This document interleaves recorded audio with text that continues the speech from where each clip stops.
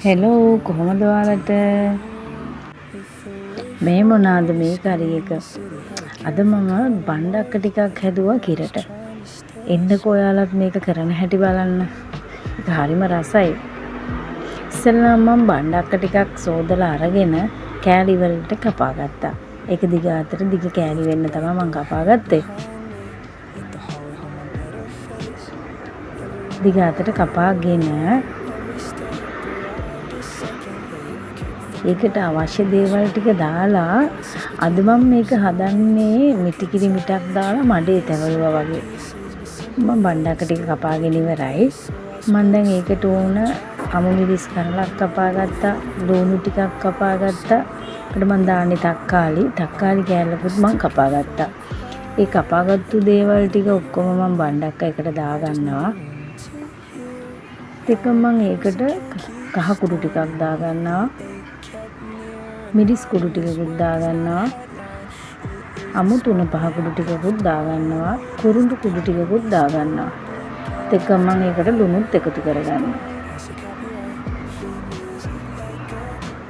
ඊට පස්සේ මම ඒකට කරපිංච ටිකක් එකතු කරා දැන් මම වළඳක් ලිපට තියලා තෙල් ටිකක් දැම්මා ඒකට මම අබෑටයි උළුහාලුයි දැම්මා තෙල් ටික රත් වුනහම ඒකට මම සුදු ලුණු ටිකකුත් දාගත්තා මේ ටික මේ සුදු ලුණු ටිකත් ටෙම්පරාදු වෙනකම් පොඩ්ඩක් තියෙන්න ඕන මේ සුදු ලුණු ටික තෙලේ ටෙම්පරාදු වෙනකොට සුවඳක් දැනෙනවා ඊට පස්සේ අබෑට ටිකක් පුපුරනවා ඒකටම මම එකතු කරගත්තා කපාගත්ත බණ්ඩක්ක ටික දාලා තෙලේ පොඩ්ඩක් බණ්ඩක්ක ටික ටෙම්පරාදු වෙන්න දීලා වොම මම අද මේකට එකතු කරගන්නේ මිටි කිරි මිටක් විතරයි මේ වගේ බණ්ඩක්ක හදනකොට වතුර දාලා හදන්න එපා. එතකොට ඒක දිය රසයි.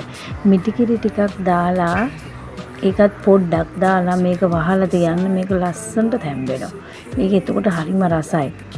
මම දැන් මිටි කිරි ටික දාලා මේක පොඩ්ඩක් කවලම් කරලා මූඩියකින් වහලා විනාඩි 5ක් විතර තියනවා. විනාඩි 5කට විතර පස්සේ මගේ බණ්ඩක්ක එක හරිම ලස්සනයි.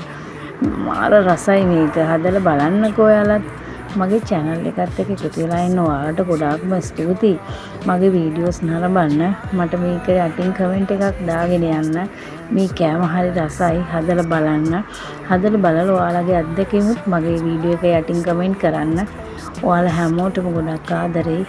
මගේ channel එකත් එක්ක එකතු වෙලා ඉන්නවට ඔයාලට ගොඩාක්ම ස්තුතියි.